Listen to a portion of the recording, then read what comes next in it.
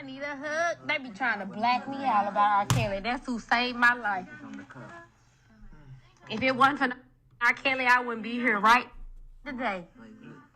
He didn't beat me or trap me in the closet to make me.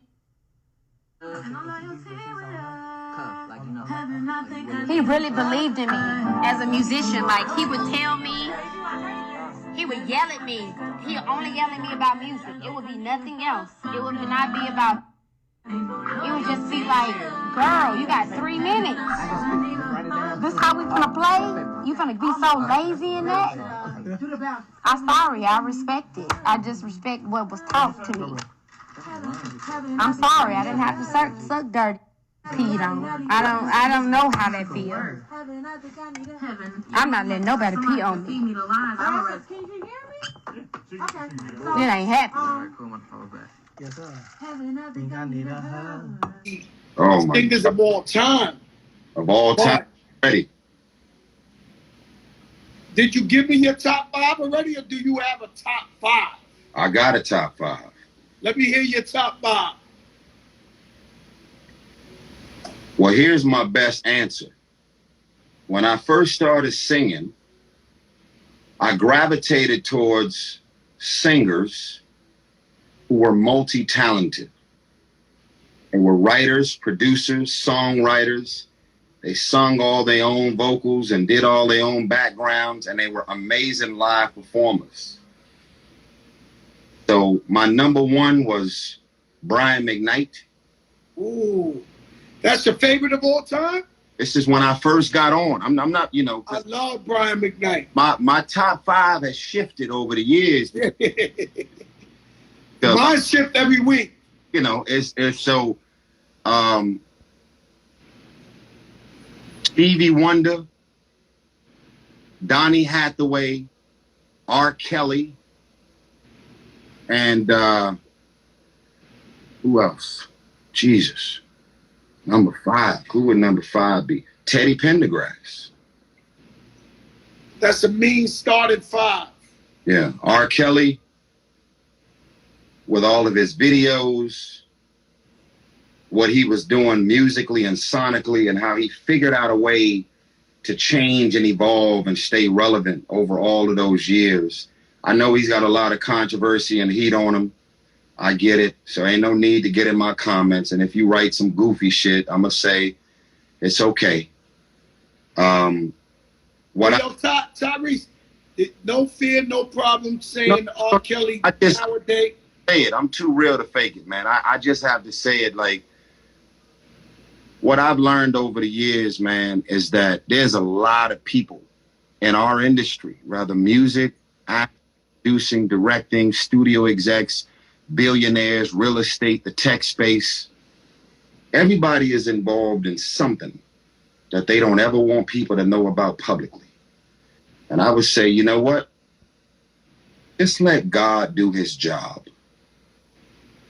And if I were to find out about what everybody is into, we probably wouldn't be a fan of anybody. Sure. That is a fact.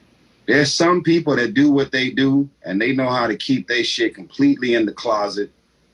And again, when you have drug problems, you are alcoholic, or you got vices that may be inappropriate, or whatever the case may be, you're just trying your best to do whatever it is that you're doing, just hoping that people don't find out about it.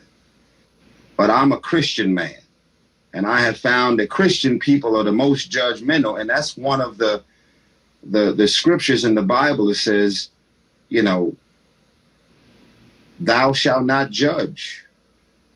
And when you know what you know about people, you're supposed to say, yo, I ain't fucking with that, keep that over there. But I happen to be a fan of Denzel. I happen to be a fan of Christian Bale. I happen to be a fan of the people that I'm a fan of. And then you see certain things play out for public consumption, and it breaks your heart.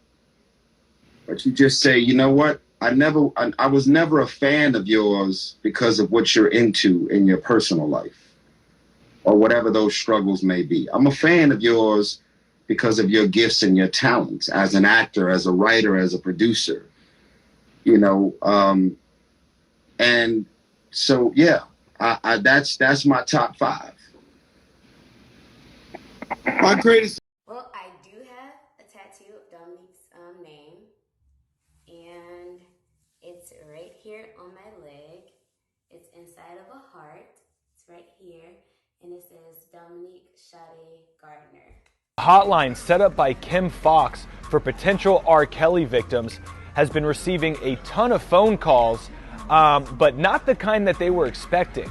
So the hotline, which was set up in January for potential victims to share their stories related to R. Kelly, has been receiving a lot of phone calls, but not from actual victims, but from people who claim to have had consensual sex with R. Kelly and just want to share their stories.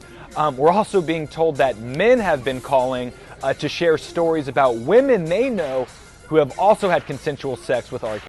I spent a lot of my professional career developing skill sets in deception detection and getting to the truth once you decide if there has been deception. I've talked to some people that allege to be victims of his, and I have not run those interviews yet because I don't know where the truth is, and I don't run gossip. Until I find out the truth, I won't run those interviews.